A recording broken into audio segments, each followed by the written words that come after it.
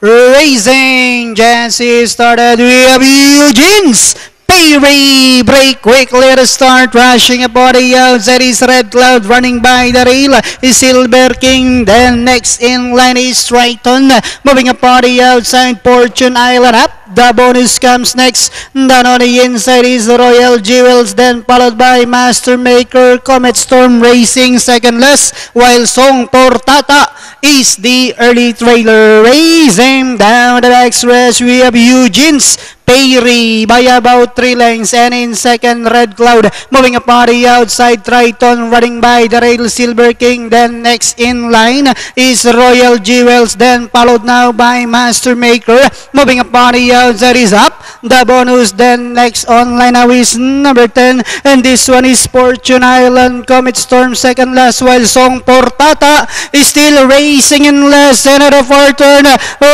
have Silver King moving up now on the outside.